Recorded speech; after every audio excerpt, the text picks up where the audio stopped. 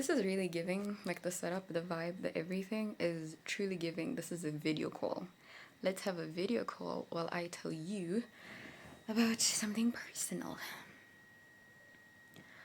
Okay, so I don't even know where to begin. I don't even know what intro to give, how to give this, how to start any of this, honestly. I think let's start off by saying that what I'm about to share with you is something very personal, is something very vulnerable and very intimate. This is a close thing. I'm going to share with you as if I'm on a video call with you, as if you're my best friend, and I'm letting you in on what's been happening and the truth of what's been happening in my life.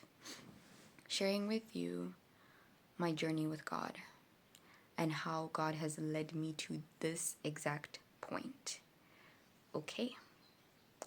Yeah. Let's just be honest, vulnerable, okay? And if you've got a similar story to share or something to say, feel free to do it in the comments. Disclaimer though, disclaimer. What I'm about to share with you relates to grief.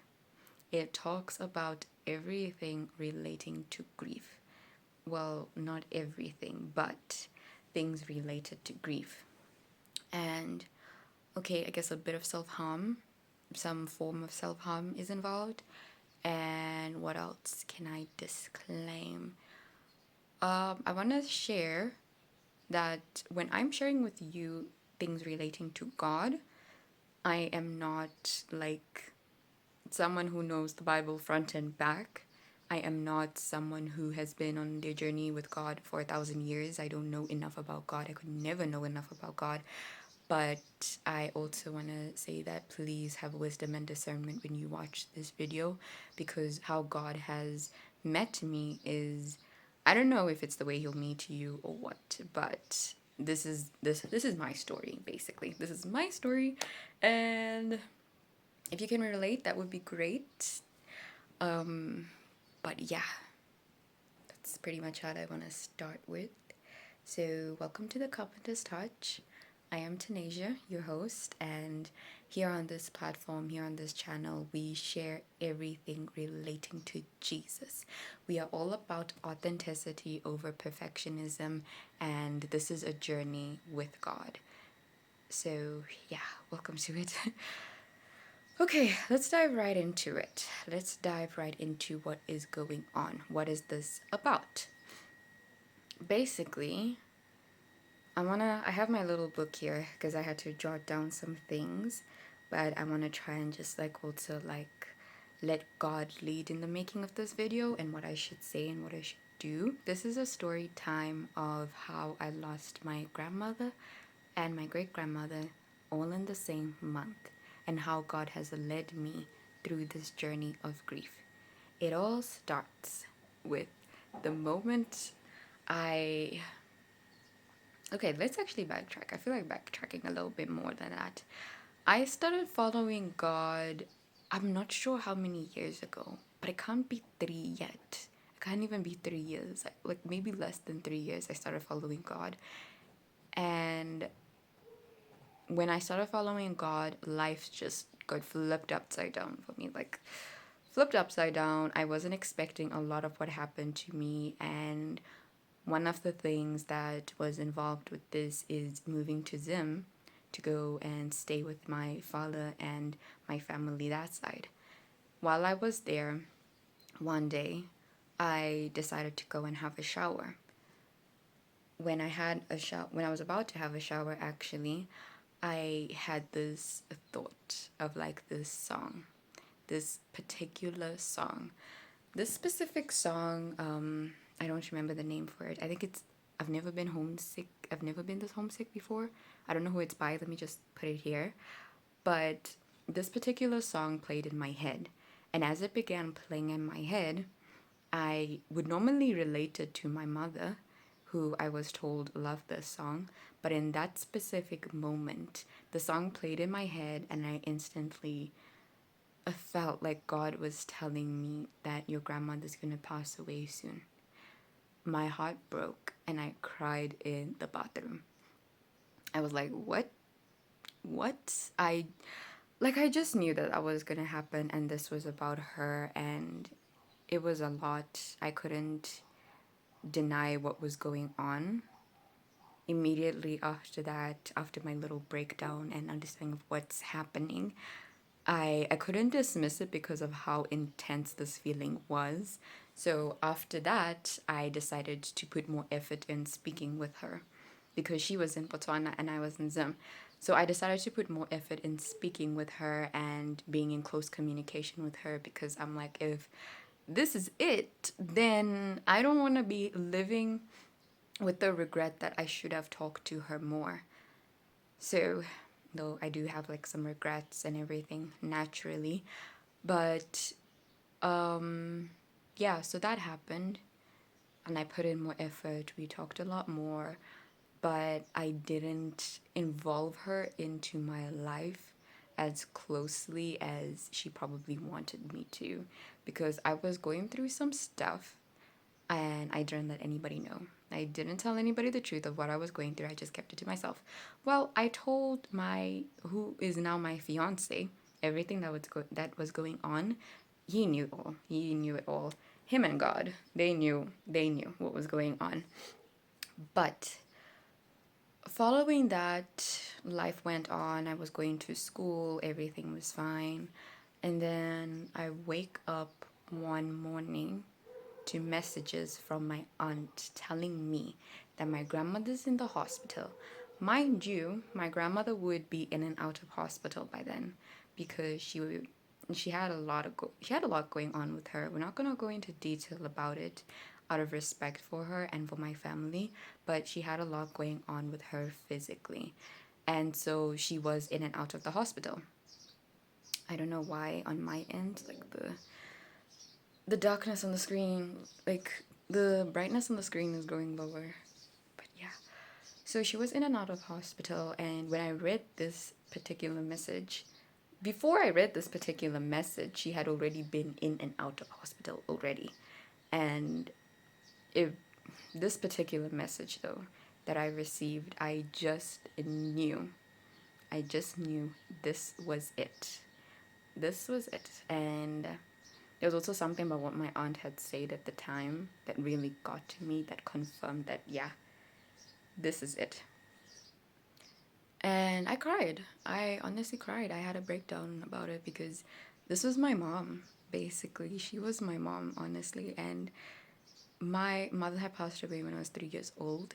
So my grandmother took me in and raised her and raised me as her own. So I was like her daughter and she was like my mom.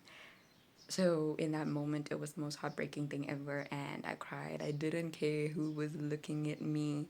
I went and I cried in people's arms, like my stepmother's arms, cried there. Walking in around the house, crying. I was not having it in that moment. So fast forward, basically, I ended up going to Botswana since I was in Zim. Went to Botswana, and as soon as I got to the hospital, and as soon as I went to see her, I had no idea she was in a coma already. And by that time I got there, she was being transferred to a different hospital, and we went to the different hospital with her and everything. Fortunately, my fiance was also traveling that same day that I arrived. So I later met him at that evening or that afternoon. I'm not sure which one it was. But yeah, he was there for me. He was there for my family a lot, and I'm so grateful for him.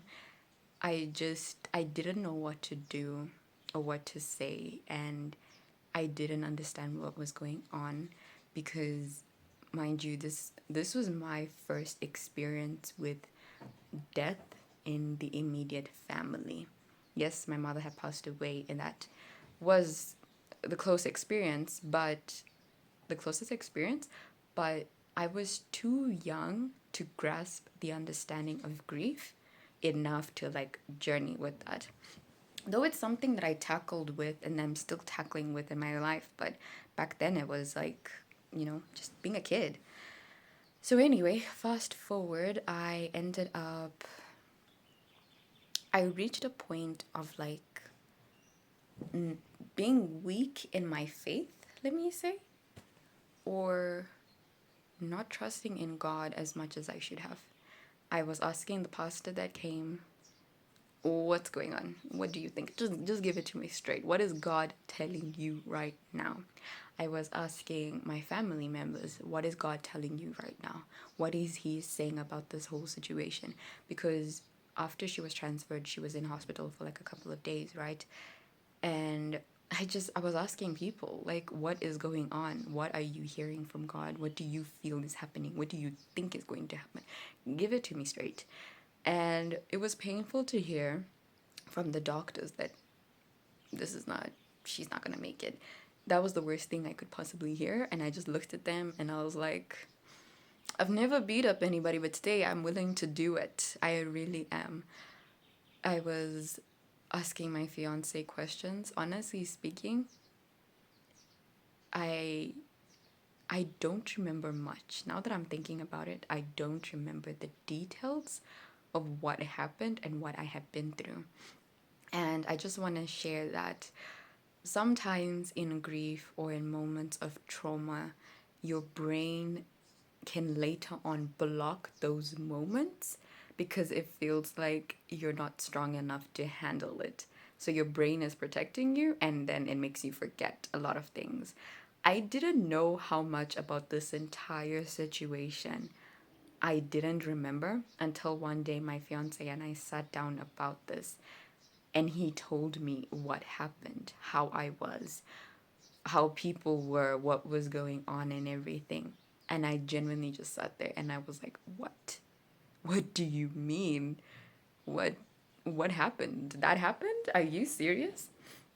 So, yeah, take care of yourself, especially during these kind of moments. It's a lot, and I tried to take it all on. I really did. I tried to be there for everyone as best as I could, but I was also, I think I was more in shock than feeling any emotion. That's kind of what happened. I numbed myself and was just trying to be there for people. So we were visiting her in the hospital. She was still in a coma and everything. And then one day I noticed that everyone was telling her that she needs to wake up. She can do this. Everything's going to be okay. They were giving reassurance. They were hyping her up. And we had also done like we were playing around with the stuff that was there, and we were able to like realize that okay, she can hear us. So we got that confirmation, so we were talking to her and everything. And I don't know, one particular day I went there. My fiance was going back to a different town that he lives in, and I went there and I was like, man, it's okay if you don't want to like come back to us. It's okay if you don't want to do this. Like it's okay if you want to go. It's okay if you're tired of fighting. Like I was giving her reassurance to let go. And I would think I didn't only do that for her, but I also did that for myself in the manner of like surrendering it to God and saying, you know what, God, if it's her time to be with you, then let it be. If not, then bless us with many more years with her.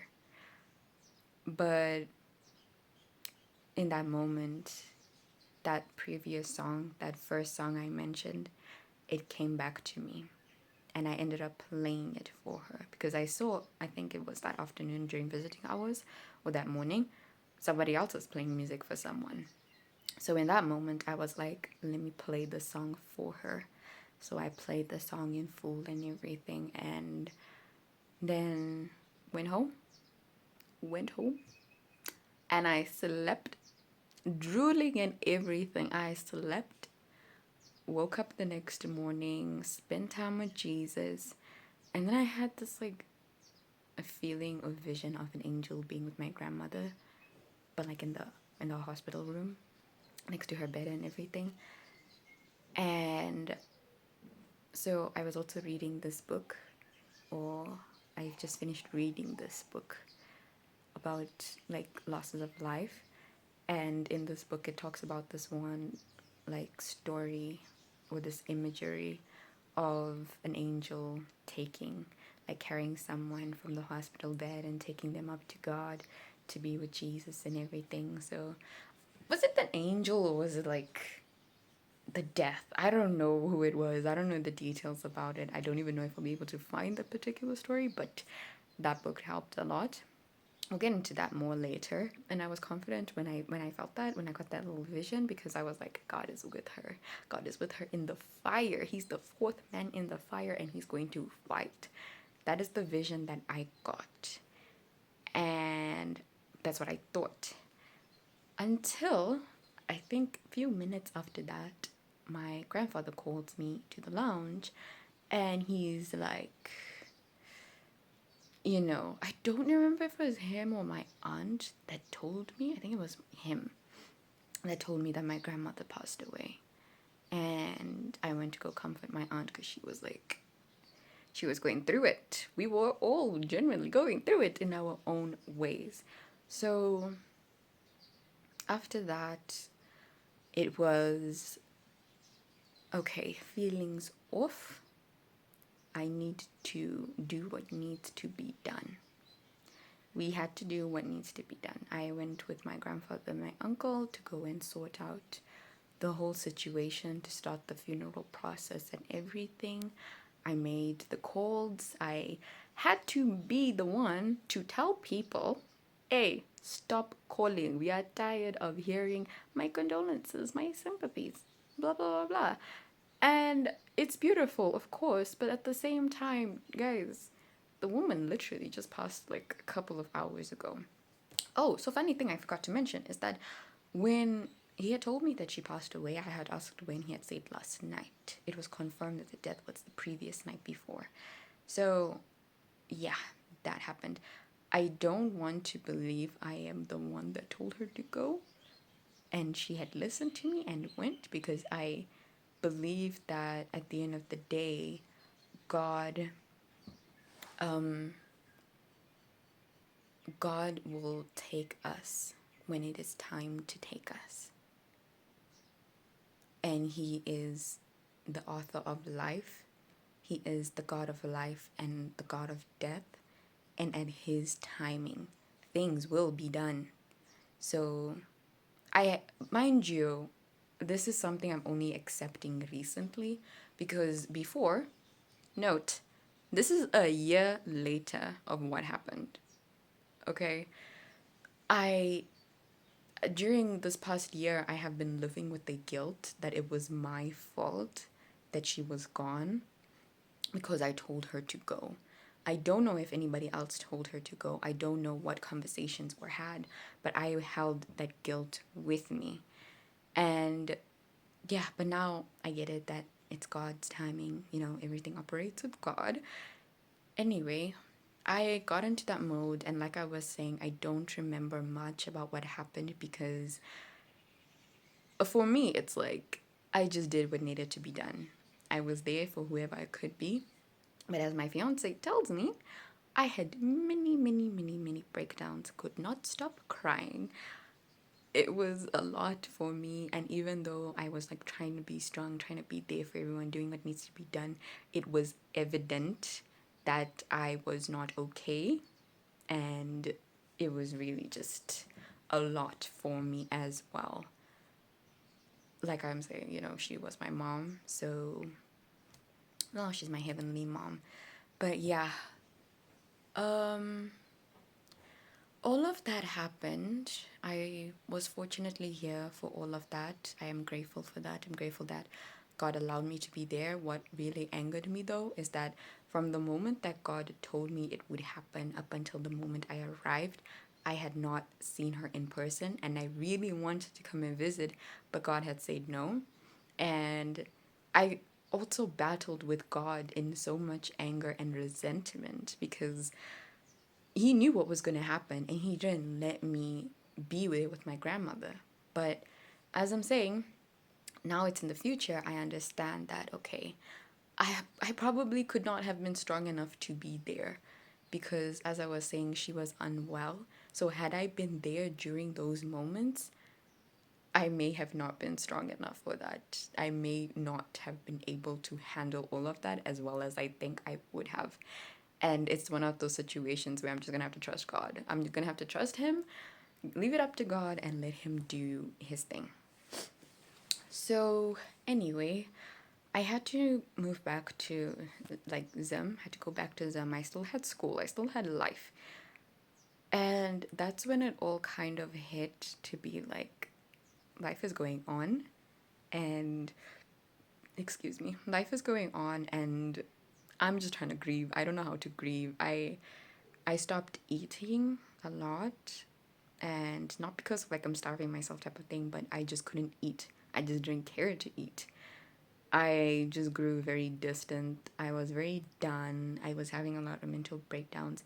I was going through it, and I tried to go for therapy because I was like, I should probably go for therapy. But I didn't stay long in therapy after that because I felt like I knew a lot. I am someone that's wanting to be a psychologist. I want to help people. So I have spent a lot of time reading about like psychology related stuff. And so grief and things like that, as much as it was new to experience, I kind of knew about coping mechanisms, healing, feeling, all that stuff. So being in the therapy session was really hard for me because I was like, I'm talking about it, but what good is it doing when you're telling me something I already know? So I didn't stay in long. I left therapy. Let me just check if there's anything else I want to share. Okay. So within that month now, as I am in Zim, what happens now is I get a message. Oh, rewind. Sorry. On my way to Zim, I stop in Bulawayo because I went to go see my great grandmother who was also unwell. And when I went to go see her and everything, I hugged her and stepped back and looked at her, and I just knew this was also her time to go, and this would be the last time I saw her. And I'm looking around at the people coming to visit her, and now I'm like, deja vu. Deja vu, man. Which really, really hurt. Prior to that, when I was still in bots, we had called her because my aunt and my cousin wanted to like speak with her. And just by hearing her voice, my aunt also kind of knew. So that was like pretty sad. And in that moment, I kind of just like brushed it off because I was like, she's old, you know?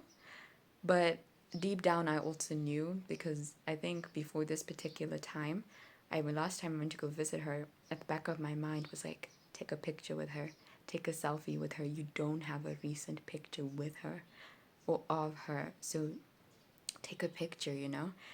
And I didn't. I didn't do it. I really didn't. That was something I lived with. I'm still struggling with.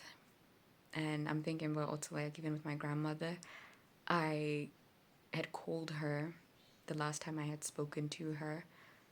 I told her I would call her back, and then I didn't call her the next day, and then the following day, that's when she was now in hospital. And I'm still struggling with that guilt because it was my worst fear. It was truly my worst fear. I never wanted that to happen, but it did, and that's something I'm still going through actually. But I got the message that my great grandmother now was in hospital. And when she was in hospital, I just knew that this is it. It was copy and paste from what happened with my grandmother, just different fonts, basically. After that,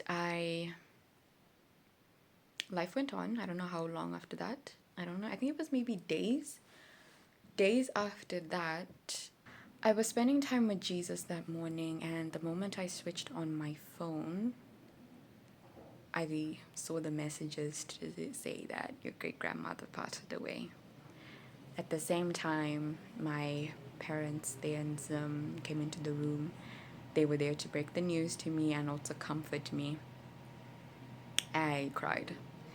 Yet again, cried. Broke down, cried. And it was the worst thing ever, really, because it was within the same month. My grandmother passed away on the 22nd, my great grandmother on the 21st. Let's fast forward after that. I got into that mode again. That mode of like, this just needs to be done. Let's do what needs to be done. That vibe. I got into all of that. And then I was, oh God, let me say, God allowed me to be there at my great grandmother's funeral, but He didn't allow for other people to be there. So that was really hard on me and I felt alone. But fortunately, with my time in Zim, I grew close with people that had attended the funeral. But unfortunately for me, I then had my family from my grandmother and my great grandmother's side disown me. Yeah, they had that, and I think I don't want to point fingers. I don't want to say the details of what had happened, but to summarize the situation is that I basically got cast out and I was disowned, and it was painful. It really was.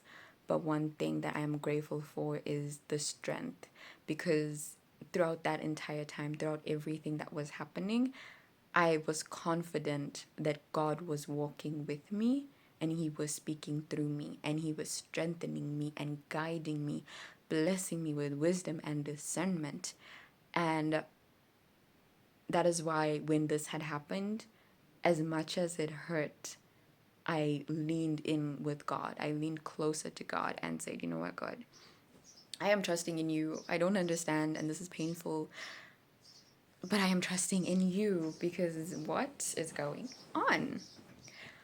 So after that, I was just overall struggling to settle in Zoom because all of this is happening. It's really, really getting to me. Before, I was low-key already struggling to settle in, but that's a whole other topic. But this had happened. So I got depressed. I wasn't coping well and I didn't know what to do. And the reason why I brought up like self-harming in the beginning was because I knew I wasn't okay when I started like digging my nails into the palm of my hands when I was sleeping, which for me personally is a sign that I have got a lot on my mind and I am not okay. So that was really hard for me, and that's when I knew that, hey, this isn't good. I am not okay. And then, let's see. I ended up visiting Bots, like my family in Bots, and God had said, stay. Yeah, God had told me to stay. I came here for a visit, and God was like, you're staying. I didn't know what to do, but like, okay, what can I say? Fortunately, that's when I found out that my school actually has an online platform, so I was able to like transition to the online platform for school, and God, being the provider that He is, provided for school fees. And what else? Life kind of just shifted. A lot happened after that. But then when I was now in bots, if you know the difference between like bots and Zim, lifestyles are completely different. Because for me, Harare, where I was staying, very, very, very fast paced in comparison to bots, where I stay now, very slow paced. And that transition was really hard for me, excuse me, because I didn't know what to do. I became, or I've always been someone that would rather work than to sit down and feel. I have always struggled to feel my emotions, but God placed me in an environment where I was forced to feel. I was forced to heal and grieve and go through the emotions. And I was grateful for that, but at the same time, I was running from God as best as I could. I tried to do other things with my life, but I was truly in the environment where I couldn't do anything. There was nothing for me to do. And so I sat down one day with God. Well, he sat down with me, and we he helped me realize that I can't keep doing this. I can't keep running. I need to feel. I am hurting. I'm going through a lot. And why I love that specific book I shared is because it doesn't only talk about grieving over the death of a loved one, but rather it talks about the losses of life. From me moving to me losing the people I love, to me losing family members, to me just losing friendships, this and that, everything was like I lost everything. I felt like Job. Mind you, I didn't read Job in that particular time, but we'll get into that, what has helped me. But I felt like Job. But God sat me down and he's like, you gotta feel, you gotta go through this. And by that point, I finally gave in and I would say, okay, God, bet, let's do this. So he blessed me with this book, the book that I have here, and he called me to a journey with him when it came to grief. This involved me writing daily. I wrote a lot. I wrote my thoughts and feelings. I am someone that loves to write. You will always find me writing. If I'm spending time with God, I'm writing at least once. I love to write. I wrote letters to God. I wrote my thoughts and feelings down as I'm journaling. I just wrote emotions. I even when I don't feel like writing or don't feel like feeling emotions that day, I was there like I don't feel like doing this, but I'm doing it anyway because God said do it. That's what I did. And I started drawing again. I used to love drawing, but it was something I just kind of fell out of because I know that God is calling me to draw, but like in a different way. He has a plan for it. But for now, I had well at this time in particular, I wasn't into it as much, but I started drawing again. It helped with like coping. I started reading a book, this particular book about grief that I shared, this one. And I just allowed God to be God and help me through things. I also actually started incorporating ChatGPT. So I hadn't used ChatGPT as much. I only used it for school until one day I realized there was something that I didn't quite understand. And I wanted to understand the psychological aspect of it. I don't like reading books, but I do like reading. So I was like, hey, why not? I hear what God is saying about it, but I don't understand, and I also want to understand the psychological aspect of things. So I actually got into using ChatGPT. What I would do is I would write, can you see the things I wrote?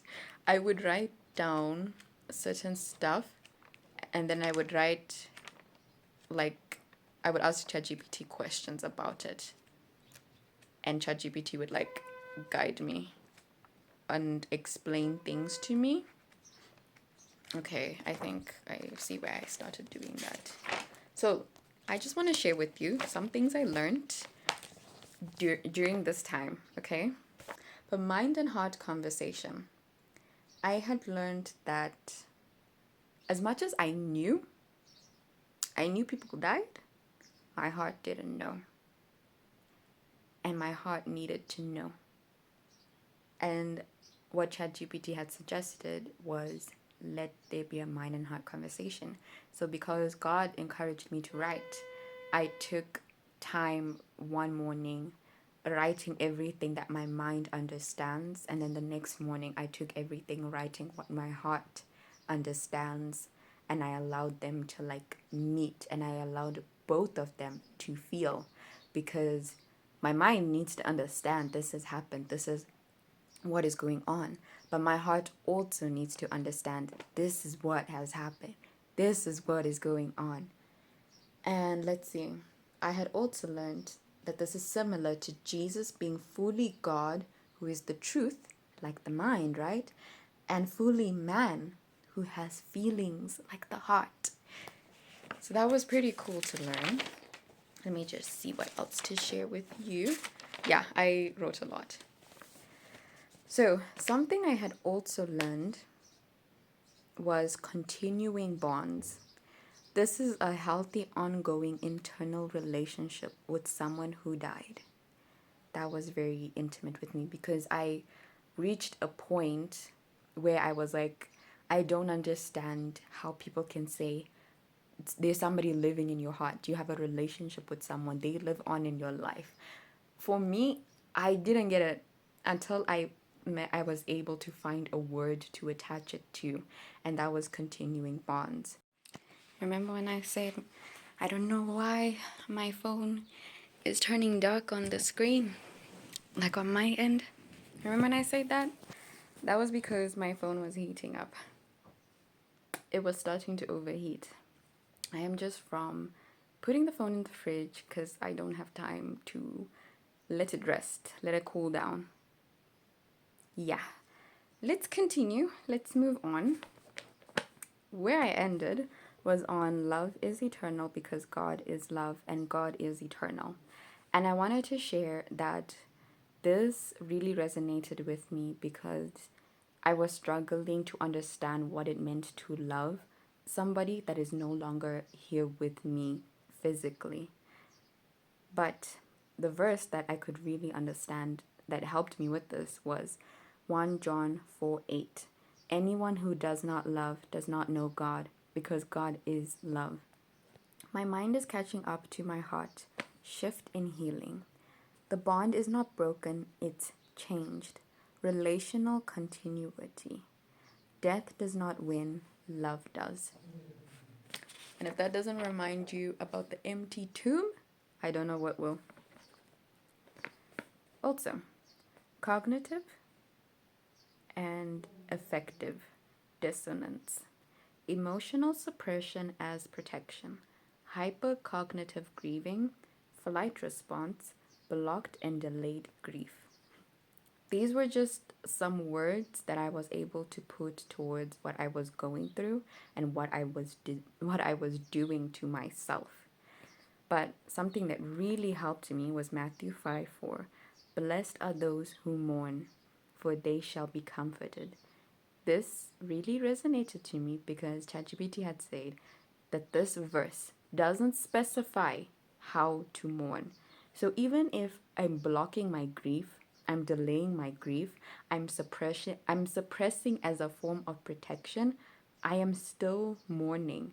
Whether it's a hypercognitive grieving manner or I'm using a flight response, because it got to the point for me where each time I would try and sit there and be like, okay, I'm ready to grieve, I'm ready to do some healing, some work, I would get so much anxiety and I wanted to run away. As if, like the flight response, I saw something that was dangerous and I wanted to run away. Yeah. That, all those different kinds of mourning I was going through, God was still meeting me because He meets you when you are mourning, not a specific type of mourning. So something else that I felt resonated with me from ChatGPT was write to her, not about her. Heart speaking, not to understand, but to release. And somatic grounding, teaching the nervous system that grief isn't danger. I had to start practicing like breathing exercises before I sat down to write. I had to like sit there and be like, yo, let me let it out, you know? Let me feel. Let me just spend time calming myself down and understanding that it's okay to feel. Okay, so I ended up actually writing letters to her, writing a lot, and other things that I learned were you're not late, you're just safe enough to let it out. Grief has no clock, it doesn't follow calendars, it follows safety. Delayed grief. Everyone who loves grieves. not about how much emotion shows, but about how much permission you give your soul to be where it is, longing for permission to be broken. Grief induced hold on. Alienation. Nervous system is still learning. Stillness equals vulnerability. Flight response. Stress defense system. Nervous system may need a voice before emotions. Autonomic nervous system. So to clarify about all of this, why these particular things are being shared is because I would write out certain things and then I would take a picture and send to ChatGPT and I'll have it give me like a psychological analysis of this and like ask it to be like my Christian therapist, ask it to be my Christian mentor, and explain things to me in detail. And if I had more questions about like the psychological aspect of things, then I would further ask it, and some things would just like stand out to me and I would write them down here. Let's see.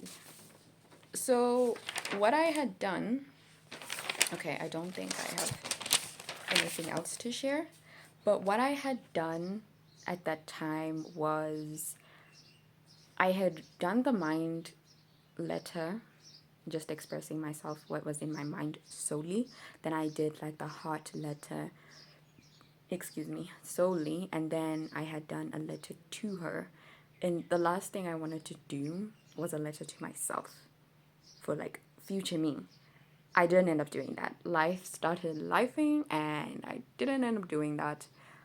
But I did, like, also in the midst of all of that, I was still spending time like writing. This was just like me being intentional about grieving and everything. And I just wanted to be okay as soon as possible. I think that I didn't want to keep feeling emotions. I was tired. But before all of this in particular, the writing, the ChatGPT, the book, everything, God had met me in the Book of Ecclesiastes when all I had was my Bible and Him. God met me in the Book of Ecclesiastes. That was my book with Him, where I was able to feel, I was able to grieve, I was able to hurt and do all of that. God had met me in that manner, and I am so grateful for that. And He met me also. So actually, before I continue, I want to say that I want to get into actually starting a YouTube series on the Book of Ecclesiastes from the grieving perspective, because when I was reading that book, I was grieving, I was hurting so much, and God met me in that book. He taught me what it means to grieve, what it means to love, what it means to trust Him. And so I want to actually start with sharing what I have learned from the Book of Ecclesiastes with you, and how God has met me in all of that, what He was teaching me.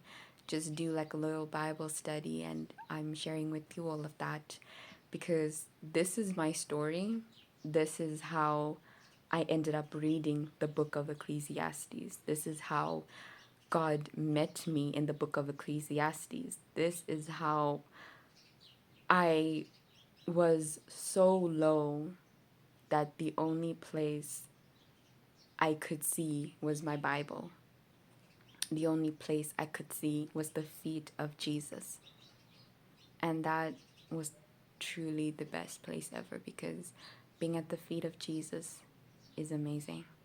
He comforts you in so many beautiful ways. That is also another reason why for the Carpenter's Touch logo, I like envision that story about Mary, crying at the feet of Jesus and wiping Jesus' feet with her hair. I love that story so much because I was that low where all I could do was not face God, but cry at His feet. And this is something I want to share with you, and I hope it helps you in the best way it possibly can.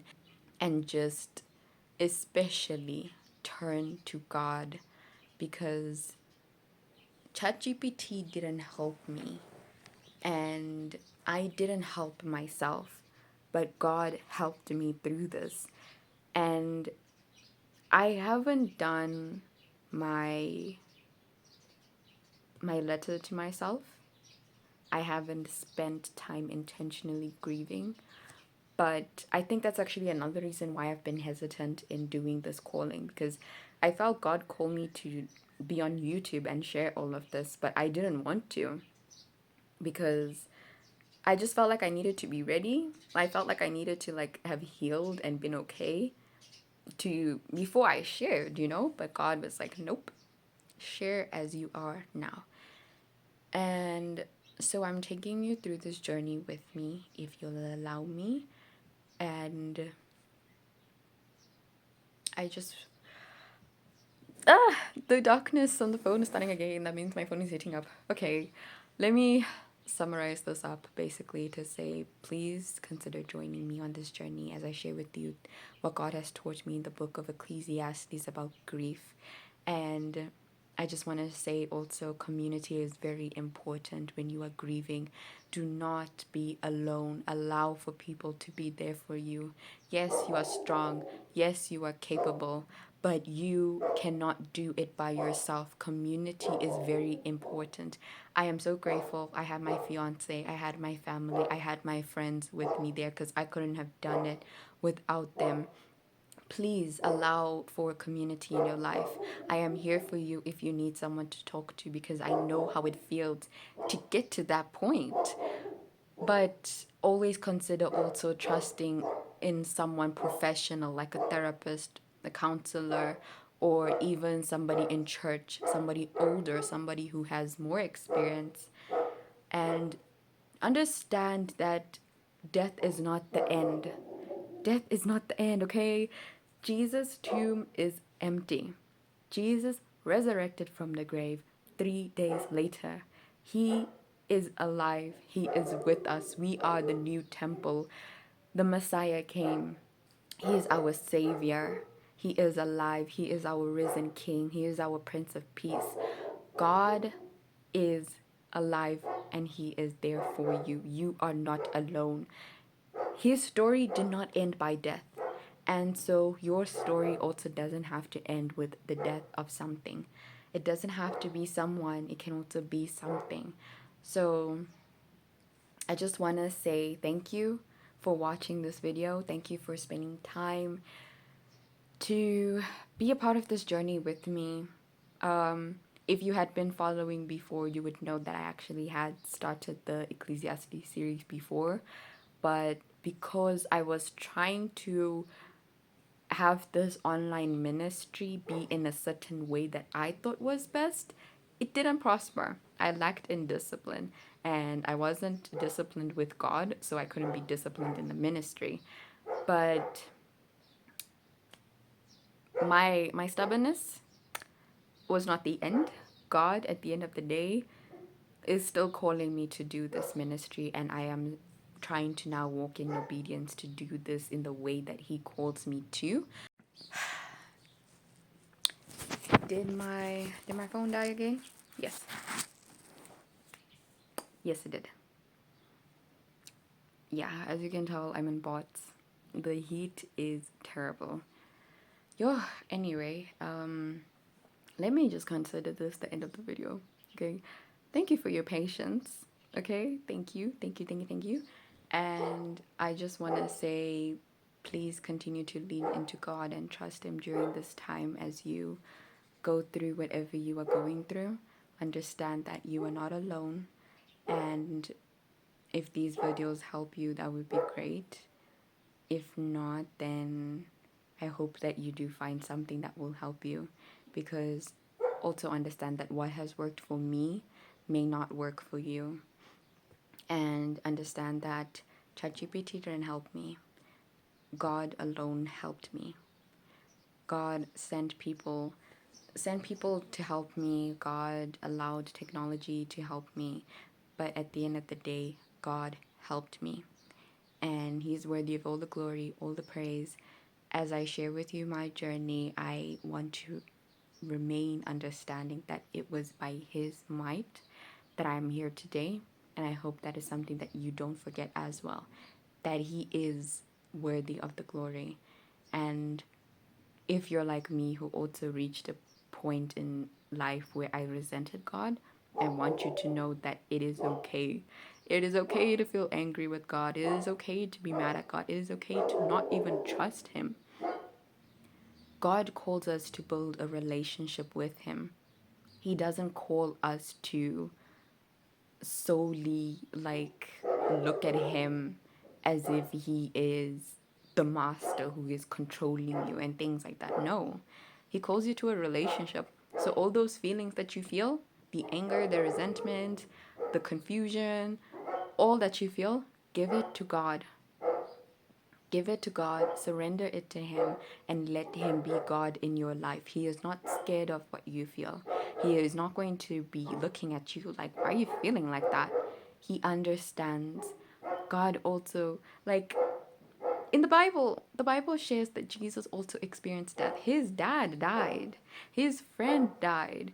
Jesus knows what death is, and He is here to help you through your journey of the death of something in your life. But I promise you, death is not the end.